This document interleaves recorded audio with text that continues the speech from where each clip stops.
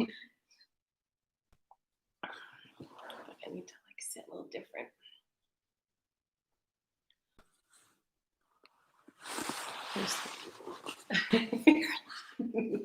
You're like, step away.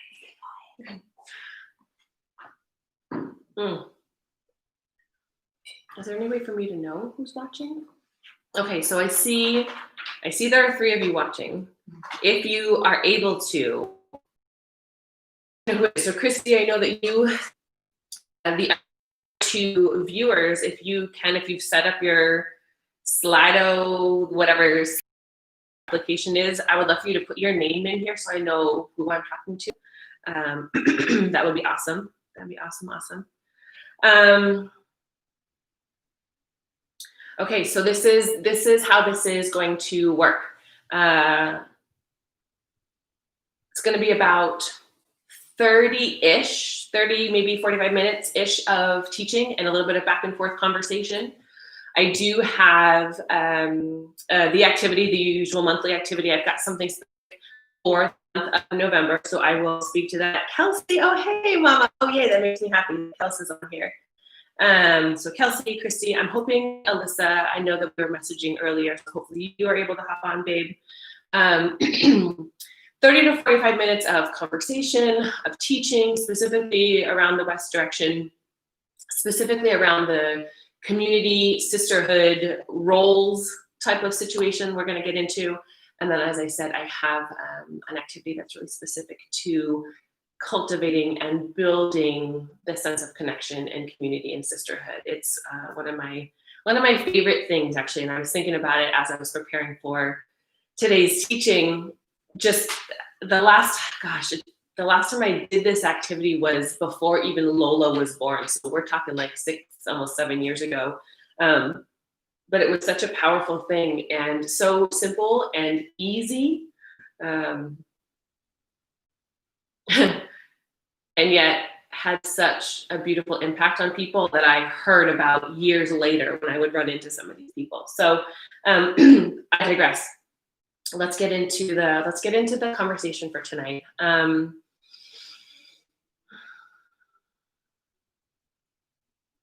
Today is an extra special day.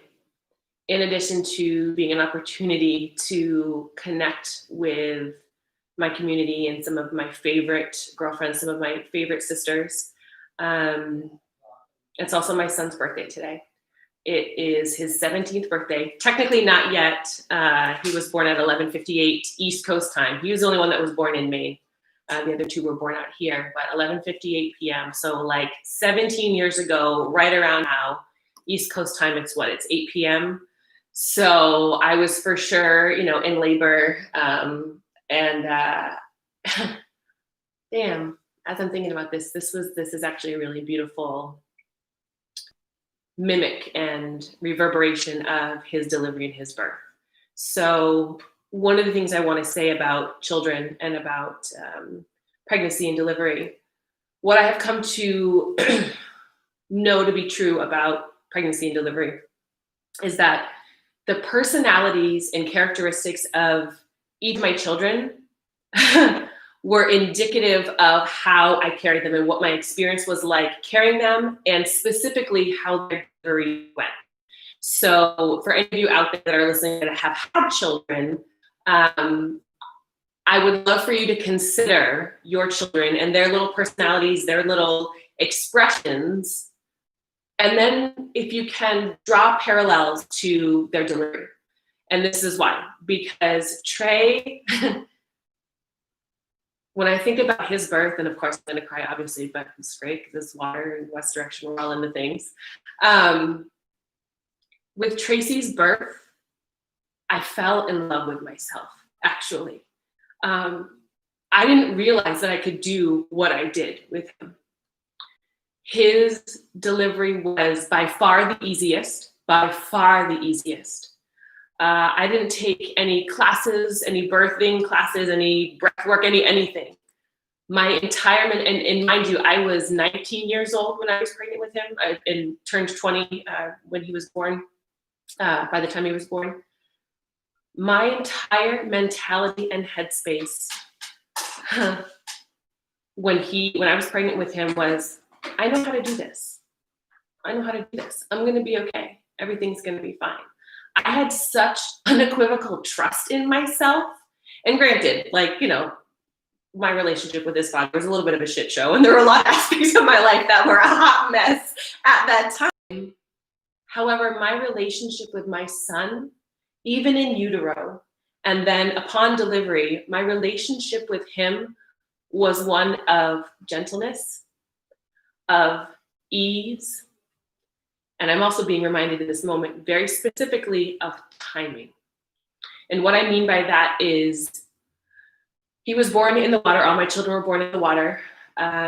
With Trey, I was at the hospital. I worked with midwives, but Maine is a lot more liberal than Arizona is. So they had much more resources and things available for teams of midwives, you know, birthing units in the hospital, et cetera, et cetera.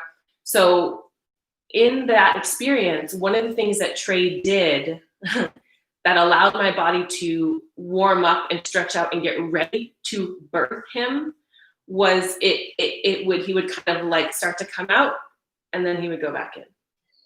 And then he would come out, and then he would go back in. And one might perceive that as frustrating, like, Jesus, just get here already, like, stop, you know, I'm ready. But the wisdom and the teaching of that is that timing matters. And that before we are ready for the final push and for the complete delivery, we have to like stretch out a little bit and then relax. And then stretch out a little bit and then relax.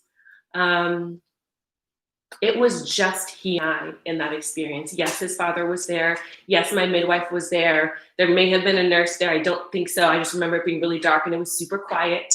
I was really mellow. As I said, the hospital was so good about letting us have our space and do our own thing. And really what that translates to is letting me have my process and trusting and allowing my body to do what it knew it needed to do in order to bring this life forward. Ease is the word that comes to mind with him.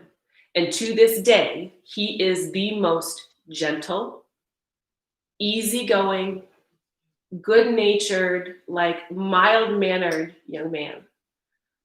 Obviously, he also was a teenager, so he kind of sucks sometimes. And I definitely want to throw him in the trash can sometimes, as I do with all my children. But again, I say to you, his delivery is indicative of his personality. And the beautiful wisdom that brings forward to this specific teaching is all of those things that I just spoke to. You know, that timing matters. And sometimes before we are able to bring this entire new life forward into manifestation, into fruition, we have to stretch and go through some different processes and try things on and like kind of muscle around in there a little bit before there is that release. So what does that look like? And how does that apply to this West direction, to this water theme, and to this experience of community and sisterhood? And I'm even going to expand it to brotherhood. Really what I'm talking about here is relationships. Relationship. So I have this hashtag that I use, and I used to use it all the time when I had the studio and we get together for circles and for moon circles. It was always, you know, hashtag sisterhood is everything. And it is, as a female, and for all y'all out there, like, we know that shit. We know that our sisters fucking matter. They matter. What that translates to on a deeper level is connection and relationship matters. It is a non-negotiable thing.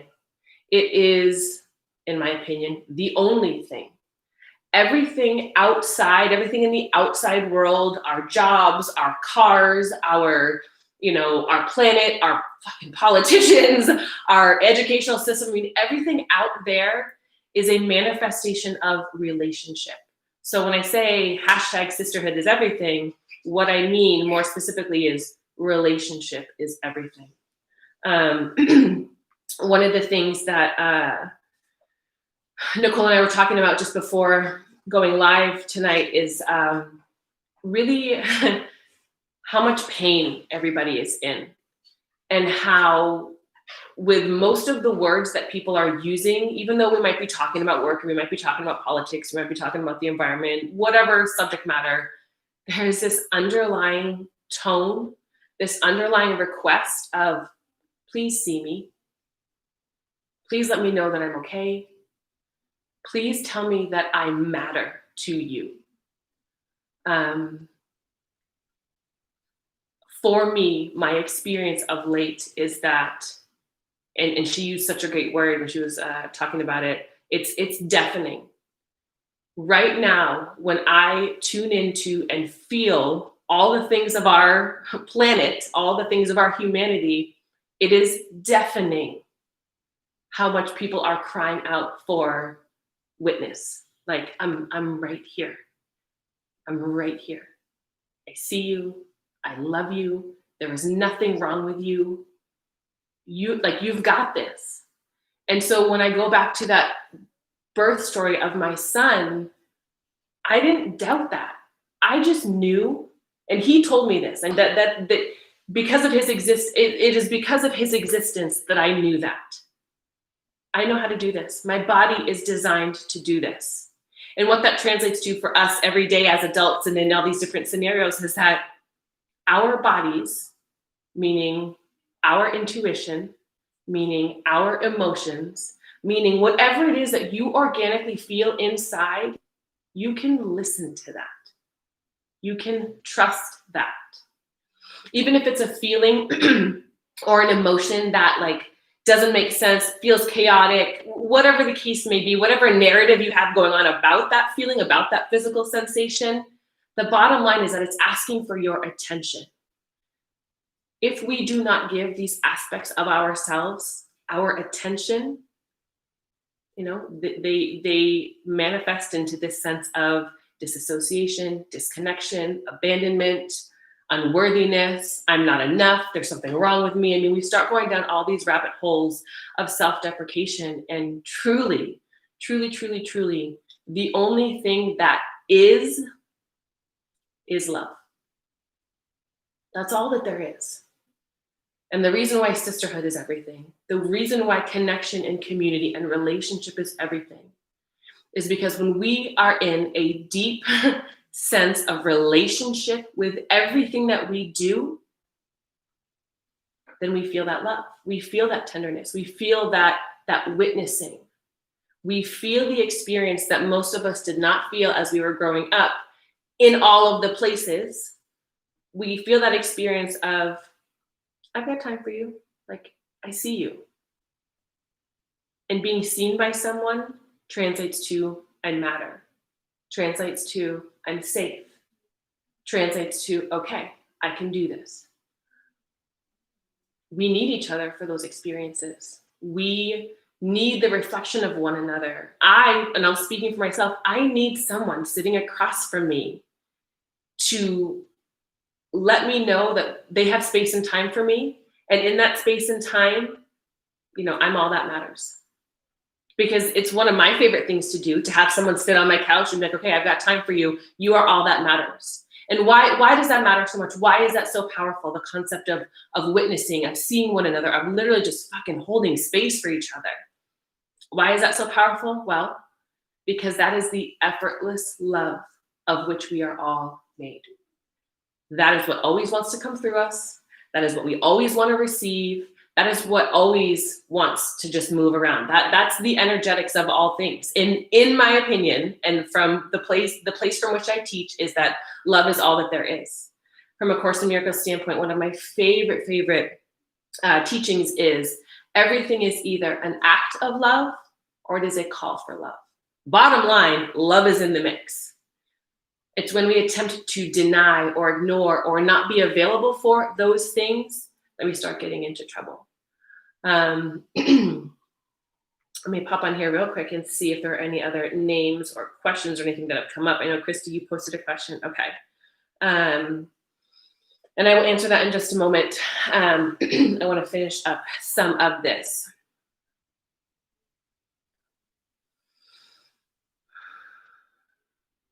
The first couple months of the West Direction, we talked about transition, right? Because it was the equinox. And then we talked about releasing, which is another aspect of the West direction. We know that the water is the element of the West, so that's been kind of imbued in all of the teachings all the way through. The focus of this particular teaching for the month of November is about community, sisterhood, brotherhood, relationship. If you go on my website, there's an area in there where we have this beautiful clickable medicine wheel. And I have that medicine wheel broken up into obviously the 4 directions, because in each direction is really an aspect of my work.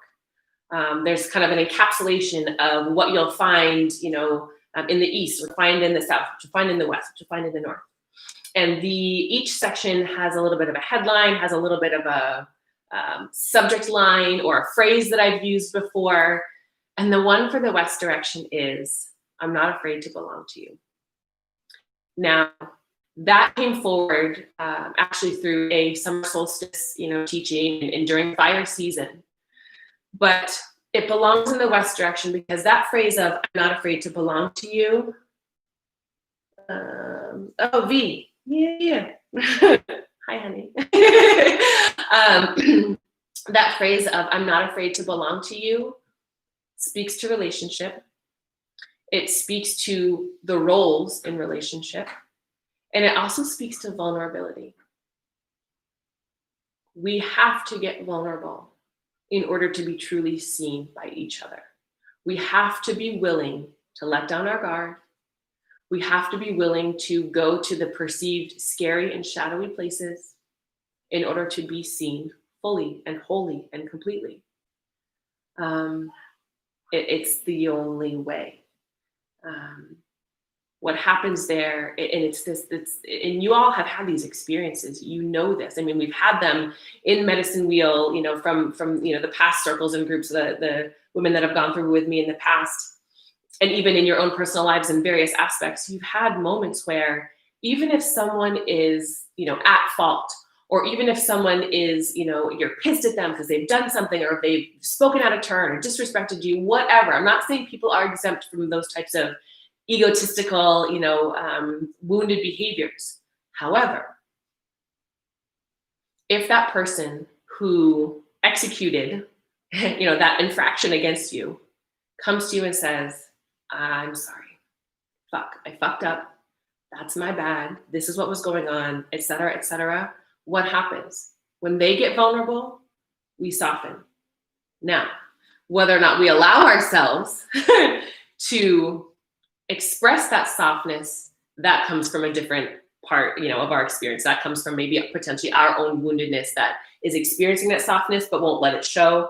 That's a whole other situation. Send me a message, we'll schedule a session, we'll talk about it. However, vulnerability begets vulnerability.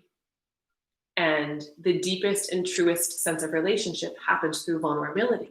So that phrasing of, I'm not afraid to belong to you, I was talking about the interplay between masculine and feminine energy, and specifically like men and women, in relationships.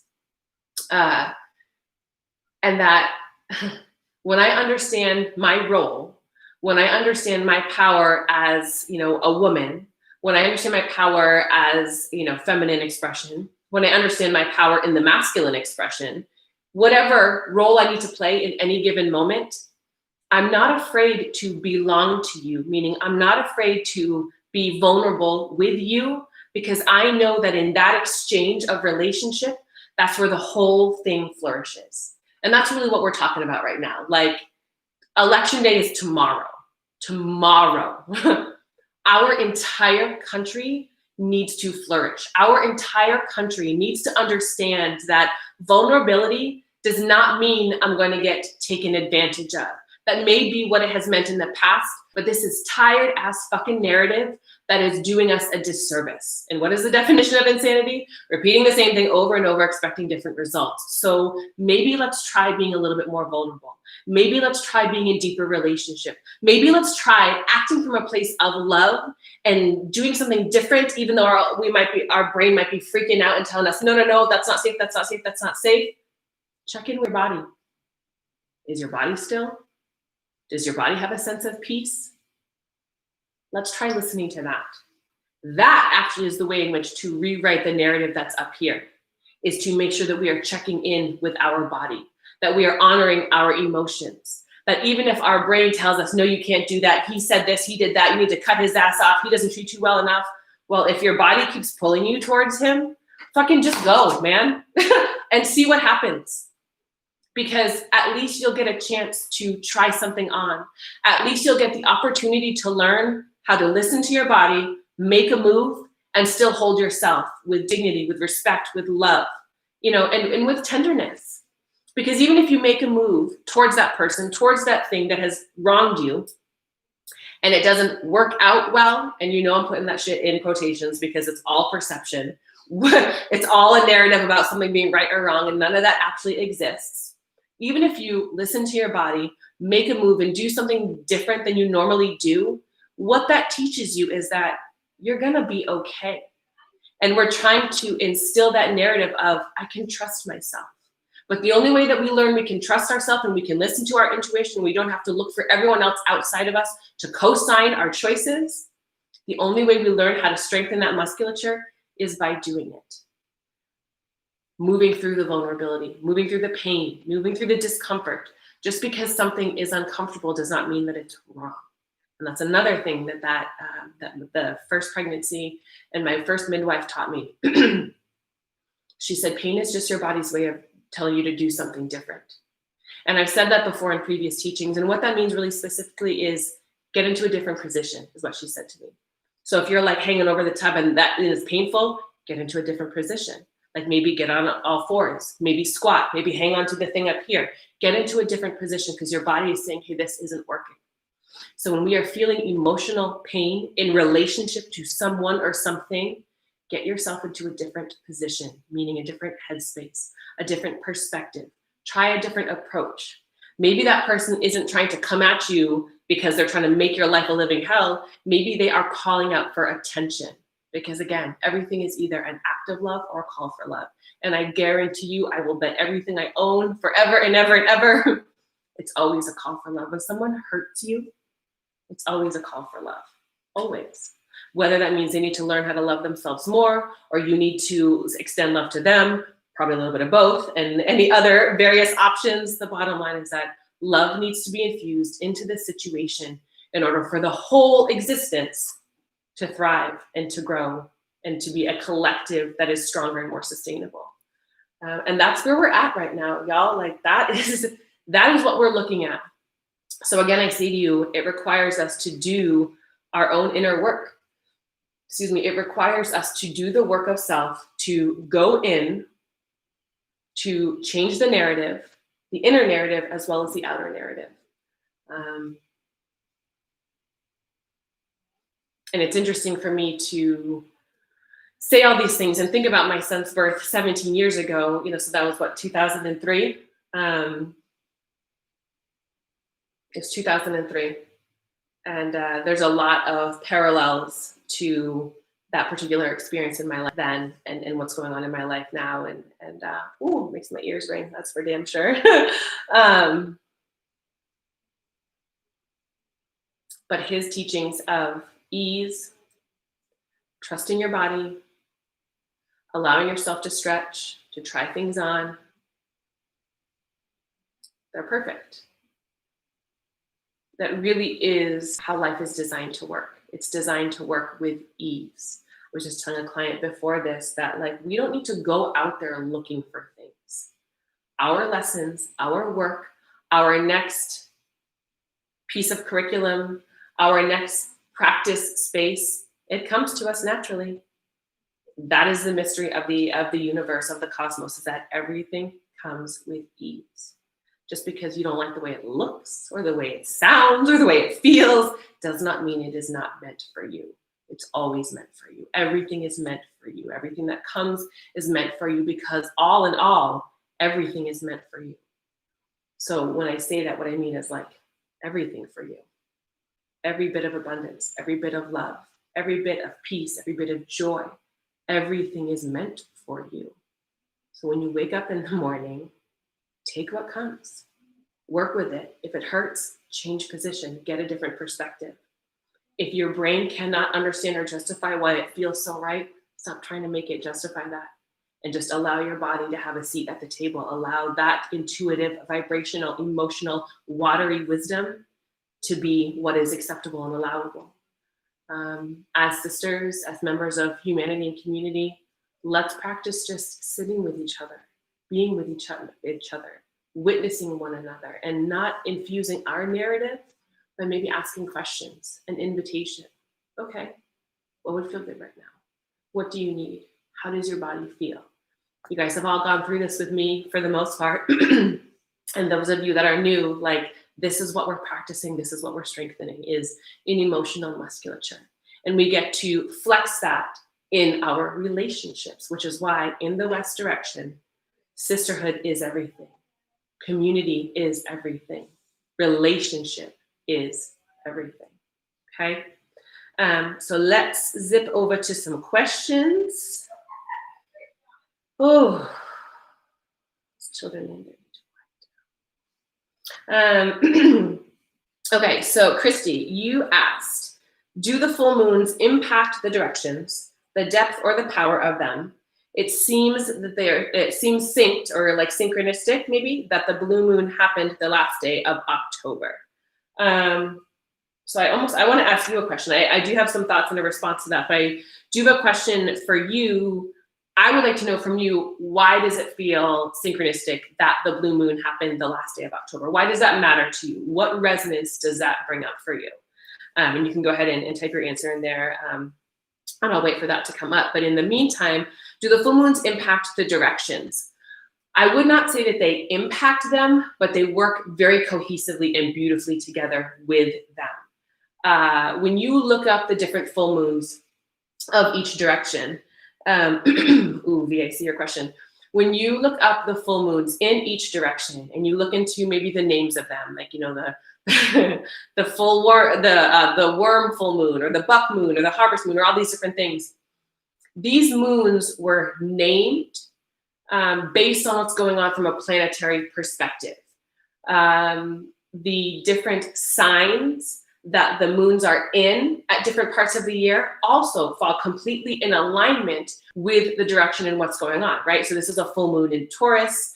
We're in Scorpio right now. These are very emotional signs. These are very shadowy and passionate signs. So when we think about the West direction, when we think about water as an element and our emotional waters, it's a perfect lineup. It's a perfect fit that this full moon in Scorpio, which is like these dark, mysterious waters. Scorpio loves emotion. Scorpio loves to get really deep about things. And the West direction is really asking us to feel all those feelings, to allow all of that emotion to come up to the surface and really be set free and be allowed to go in whatever direction or in whatever manifestation it wants to go in. When I say manifestation, what I mean is whatever form. So I think in the last month's video, I talked about water taking various forms, right? Like solid, liquid, gas. So what that means is our emotions look like sadness, look like joy, look like, anger. I've been watching Inside Out like on repeat lately because Lola's been loving that. And it's such a brilliant movie because it speaks to all the expressions of our emotion, which translates to our energy in motion. So because the West direction is the water element from at least the framework from which I teach. And then you think about the moon and its relationship to water and the tides, not only on the planet, but our tides, our water inside. The answer that I want to give initially, and Christy, I saw that you responded. The answer I want to give initially is it's not so much about impact, but it is about relationship. It's how they dance off each other, the interplay between the astrological and zodiac frequencies, the planetary frequencies, the emotional frequencies. All of these different things work in harmony together. And again, let me remind you, they work effortlessly. They work with ease because that's how life is designed to work. Okay. Okay. So Christy, let's read this and then V, I'll answer your question. So you said, my darling, the ending of the month and powerful moon all at once. I guess timing seemed too good to be true. Maybe it seems like a new beginning. You know, what I want to highlight here, you're not wrong. You're not wrong, first of all. The awareness that it is timely, and the awareness that it has extra potency and power is super accurate. And specifically, I want to highlight, you know, Dia de Muertos, Day of the Dead, All Hallows Eve, Samhain. Like, there are all these holidays, right? You know, holiday names right in this area, because from a Western European tradition, which is, again, that's the medicine wheel that I teach, that is my lineage, that's what I teach. So basically, like the witches medicine wheel, this is the witches' new year, actually. Samhain is, and you know, Day of the Dead, it speaks to the gate. It speaks to when the veil of this particular existence, layer of consciousness, this world and metaphysical worlds, where the veil between these worlds is very, very thin. So to have a second full moon, to have this blue moon on this particular point in time is extremely impactful, because it really just makes everything that is beyond our physical awareness that much more available. We can feel it, we can tune into it, we can experience it. To be really clear, we actually have that ability at all times. We have the ability to tune into different frequencies and layers of consciousness all the time. It is a skill set. It is part of not only what I do and have been, you know, given as a gift in this particular existence, but it's also what I teach and help other people cultivate. That's kind of the whole point of listening to your body and starting to do all these things. The whole point is to be available for things that are beyond our physical senses. And full moons bring that out of us, because our emotions are heightened at full moons. This time of year where the veil is really thin, that brings it out of us, because our emotions and our sensitivities, especially as female identifying creatures, especially with that, because we have that relationship through our menstrual cycle with the moon. These are all different spaces and times where our connection to something beyond our tangible experience is heightened and more available. And it is so important that we are able to connect with that, and we work on strengthening that. Because ultimately, that's really what, from my perspective, for myself, as well as observation and feedback from clients, that's really what makes life worth living. Because again, it goes back to this idea of relationship, not just with each other as people, but with the world at large, with the cosmos, right? When we are in relationship to everything, we're fed, we're nourished, we're held, we feel seen and witnessed, not just by a person, but by that song that came on that gave us the message and the medicine exactly what that we needed, by that Instagram post that came forward. That's all perfectly designed, and that's real and that's true. So I want you to be aware of that as a way of being in relationship with everything around you. And again, between the full moon, Samhain, et cetera, West direction, Scorpio, all these things that are at play right now, all of that is really designed to help cultivate that experience for us. Relationship, not impact. Yes, ma'am. Yes, ma'am. Okay, so V, your question was, what do you do when you feel complete with someone in person? Oh, girl, can already feel it. When you feel complete with someone in person, but feel an absence or a distance apart in communication when you aren't together. Ooh, what do you do when you feel complete with someone in person? Okay, I'm probably gonna ask you a clarifying question as well.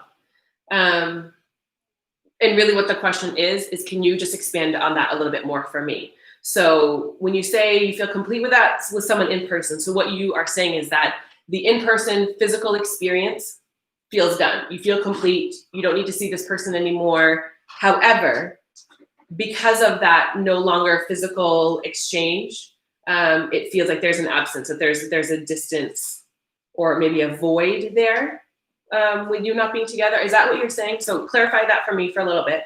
And I will respond with some initial thoughts. There's something that I teach, not only in Medicine Wheel, but also with one-on-one clients. And it's something that I practice and live every single day. It's about working the threads. So lots of times because of my clairvoyance, I get a lot of messages through imagery and through just, visuals that are shown to me in my mind's eye. So a lot of times when I come to this part of conversation, what I see is a big ball of like yarn thread, let's say. And in order to untangle a balled up, chunk of yarn, you have to work different pieces at different times. And when I say specifically threads,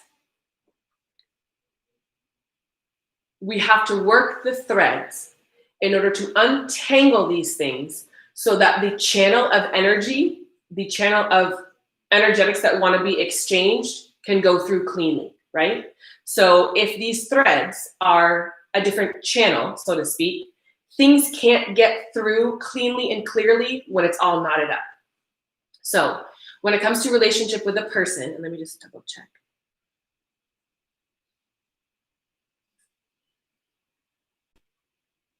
Ooh, that's a different aspect. Okay, so let me finish this and then I'll hit on the clarification of your question. Because it came forward, so somebody needs to hear it or I need to say it or whatever. I'm not worried about that. Channels, bundled up threads. We have to work different aspects at different times. A lot of times as people, we want to know the step-by-step process. We want to know start to finish what's going to happen before we start engaging in the relationship, in the journey. Good luck with that. It's probably not working for you. It's probably why you came to Medicine Wheel. Probably why you come sit on my couch for sessions, et cetera, et cetera. Because life is not designed that way. Life is this beautiful kaleidoscope of, rolling in on itself and things that we can't quantify or contain, and we don't actually want to. We really, really don't want to. We want to allow the energetics of our existence to do whatever it is that it needs to do. So when I say working the threads, when something feels complete in one way, and I interpreted that as done. So as I said, I'm going to speak to this and then we'll go back to the clarification. When we perceive something as done, sometimes a different thread that is still in relationship to that needs to be worked on next. So while it might feel done, maybe it's just because something else needs attention for a little while. So we work that thread, we give it our attention, we have the conversation, we make the move, we send the message, whatever it is that's being asked of us. And then once we do that, we're like, okay, cool, that feels complete. Oh, but shit, now this is showing up again. Okay, so then we go over here and work this thread. It's kind of like spiritual whack-a-mole. Not annihilated, but just because we have to attend to different things at different times. And little by little, with that very disciplined attention to all the threads of our existence, then things start to relax and smooth out, and the energetic exchanges, the frequencies, the channels can move through cleanly. We can get into more of that later if we want to, but the clarification was, I feel so full and abundance with this person. And then when we're not in person, it feels like the communication is absent. That feels like to me that there's something there's an imbalance in some way then, because if true abundance doesn't have proximity, true fullness doesn't require physical proximity. So I would be curious as to what your definition of abundance is. I would also be curious to what your definition of, let's see, when we're not in person, it feels like the communication is absent. I would love for you, and whether you want to put it on here or not for us to keep talking about is up to you, but I would love for you to investigate a little bit more what your personal definitions of abundance and then absence means. Because it doesn't, there's something that's not connecting in there. As I said, if it is complete and full and true abundance, the requirement to be in physical proximity isn't necessary. So let's dig into that a little bit more. Like I said, whether you want to put it up here or not, that's not only an invitation to you, but to really anyone that's listening. And it's worth it to be willing to investigate your current definitions of things. No matter what we're talking about tonight, there will be times, for the rest of the night, tomorrow, next week, whenever, there will be times where you will make statements that consist of like, I just want to feel seen. I just want to feel heard. I want to feel safe. Okay, cool. You are completely entitled to that. How do you know when you feel safe? How do you know when you feel seen? How do you know when you feel heard? How do you know when you feel abundant? What is it that makes it feel absent? Like, dig into the specifics of that, because more often than not, we say words and we don't always know what we're saying or why we're saying them. And through the slowing down and kind of picking apart process, we can get more clear and more specific and more exact with what it is that we are expressing. And what is that we're doing? Oh shit, we're getting into deeper relationship with our expression. We're getting into deeper relationship with our wants, with our needs.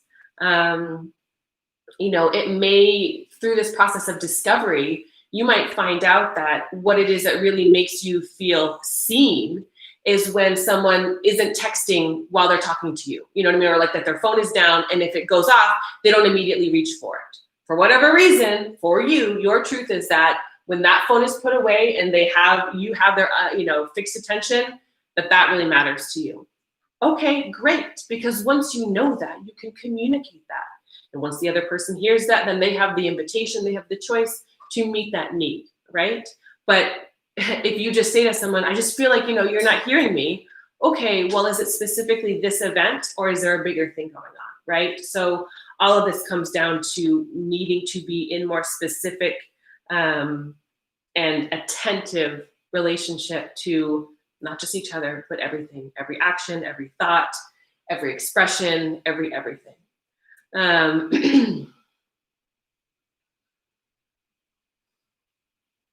Cool. Okay. All right, that's what's written on here. I don't have any other comments, questions. If there's anything else that y'all want to hear about, you want to know about, please put it up here. What I'm going to start doing, though, is I'm going to speak a little bit to the activity for the month. And I would love it if you all could do it for the rest of the month. Okay, so this is the 2nd. So we're talking, 30 days, half September, 34. I don't know. Doesn't matter. At least 28 days. There you go. Let's do 28 days. 8 plus 2 is 10. That's like a sacred number. It distills to 1. It's masculine and feminine. Let's do 28 days. So this is the activity that I'm going to offer to you, that I'm going to invite you to engage with for the rest of the month. In your phone, first of all, I'm curious to know how many of you delete contacts in your phone. Does anyone ever scroll through and actually like clean it up? I'm like, oh shit, I haven't talked to this person. I don't even remember this person. This number isn't even saved with a name. That's an aside. I'm just curious about that. However, in your phone, you have a slew of people, right? Well, going back to this dynamic of I'm not afraid to belong to you, of people playing certain roles in our life. Most likely there are some people in your phone right now that if you were to look up their name, or if you were to come across their name, you might be like, oh, like I actually don't really want to talk to that person anymore. Or, oh, I kind of like, ghosted them, or I didn't do right by them, whatever it is. There's a little bit of a rub around that. You're probably all thinking about someone already right now as soon as I have said that, because I am thinking of a person myself. Bottom line, the fact they're still in your phone is fantastic, because this is what we're going to do. Every day for the next 28 days, in the morning, and this is very specific, this is a morning ritual, a morning ritual. It's specific to the morning because the energy with which we do everything matters, right? So if we engage in this particular aspect of our channel in the morning, that means it's going to shift the rest of our day, no matter what.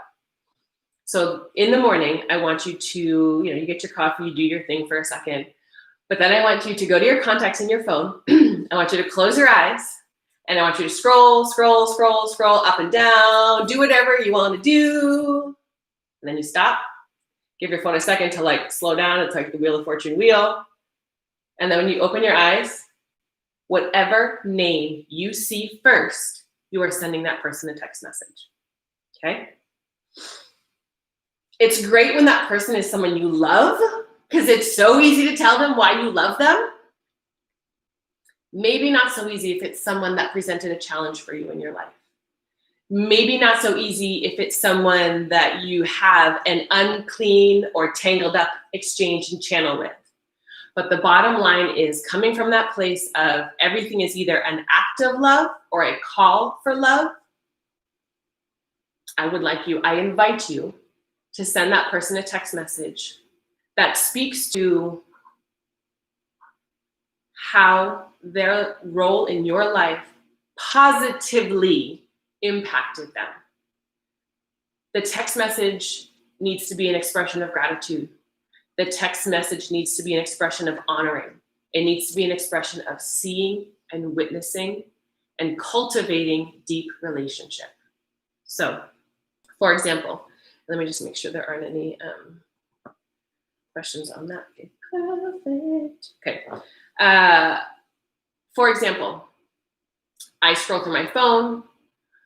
I come across my aunt who lives in Maine. She lives out on Peaks Island. I don't really talk to her. There's, kind of some varied experiences within our family constellation when it comes to relationships, as there always is in families. However, she's the name that I landed on, so guess what? I'm going to send her a text message. And I'm going to spend a few moments and write out some sentences that speak to how much I appreciated when she would take me out for my birthday every single year for a period of time. It was just her and I. She'd always take me to Olive Garden. I'd eat all kinds of breadsticks, and then we go shopping. I will express to her how much I love her creativity. She's a seamstress, and she makes incredible pieces of wearable art and clothing. When I think about her, what comes to mind is all the jewelry and the bangles that she used to wear. So here I am wearing rings and bracelets. And it reminds me of her, to think about. She always had things dangling around her wrists. And I loved that as a child. That's the type of stuff that I'm talking about. Send an expression of love to whomever you land on in your contact list in your phone every day for the next 28 days. Watch what happens. Maybe you'll get responses. Maybe you won't. That doesn't matter.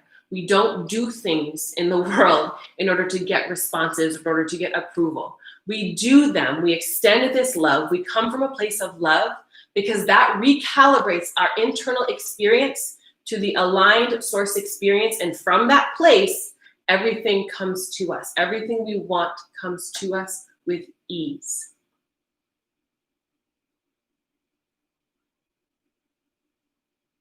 That's that. That is my invitation. That is what I would love for us all to start doing. Wake up, close your eyes, spin the wheel of fortune wheel in your phone, and then send a text message to whoever you land on, an expression of love and gratitude, with no attachment to what the outcome is. Now, on that note, maybe you don't get a response. Okay, that's fine. Maybe you get a response that is undesirable. Maybe the person that's in your phone is problematic, challenging. Maybe even, let's be real, maybe it's an unsafe person. Again, I don't know everyone's circumstances. I don't know the situations. I don't know all the dynamics. Let's consider that for a moment. Because for whatever reason, despite whatever has gone on between the two of you, there was an initial connection. There was an initial attraction, whether it's friendship, partnership, coworker, whatever it is. There was something that brought the two of you together. Now, every relationship is designed, whether it is a 3-minute relationship like the cashier at Sprouts, or a lifetime relationship like a parent, or anything in between. Every relationship is designed for each party involved to experience and achieve maximum growth. That is what we come together for. We come together in relationship to reflect things back to one another, to reflect back areas of growth that are needed. And then once the work has been done, then we part ways. So when we part ways, after 2 minutes, cool, the work has been done. When we part ways after 3 months, okay, maybe the work has been done, maybe not, who knows? But there is always interaction. There's always things that are happening in order to get us to a place of expansion and the place of maximum growth. So for whatever reason, even if that person in your phone is not a desired relationship, you came together for a reason. And so my inquiry to you is, what was that reason? What, like attracts like. What is it that you saw in them that you wanted? Was it that they made you feel better? Was it that they filled a hole, a feeling of void in your life? Did you feel like you had to be in relation to them out of obligation? Okay, guess what? That's a gift too. That's such an important and huge gift. When we get into relationships out of obligation, or out of like, oh my gosh, I have to do this, or like, I'm too afraid to be alone, or whatever, that is also a gift, because that person in that relationship is showing us an area where we still have some work to do and some growth. And that is the most beautiful gift we can ever give one another, is to serve up an offering to grow and expand and be a more aligned and actualized self. If this person is unsafe, physically, mentally, spiritually, or emotionally, my suggestion to you is to write them a letter. Maybe like in your phone, in your notes, maybe on a piece of paper, and then you can burn it. You don't actually have to send it to them if it will put you in jeopardy or in danger. But please be honest with yourself. Am I not sending this because I'm afraid of, not being accepted, or being judged, or being perceived as like too emotional, or, too dramatic, or whatever? Or am I not sending it to them because I know that it's not smart for me to do that, and it could cause trouble in our exchange? If it's truly unsafe, you don't need to send them a text message, but I do invite you to write a note in your phone, or to write them a letter and then burn it. Because again, I am a teacher of metaphysical things. So if the thought is sent, that means it's sent energetically. However, if you are capable and able to send them a text message, please do so. Because what did I say in the very beginning? Everybody wants to be seen. Everybody wants to be witnessed and held and told that they matter. So even the motherfucker that treated you like shit, he did it, she did it, they did it because they were wounded and they were calling for help. So guess what? Send them a little bit of love. Let them know how much they impacted you, how much they changed your life for the better, because ultimately they did, because whatever they created caused you to hopefully look at some things.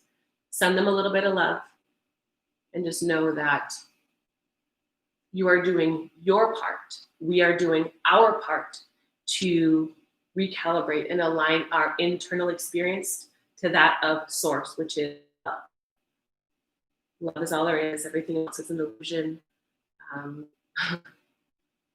What makes it feel so real is that everyone on the planet has opted into it. And because our thoughts manifest everything, since we're all opting into it, that's what makes it real. Seem real. That's what I got. That's what I got for you ladies tonight. Let me double check and make sure there weren't any more questions. Woo, JK, bro.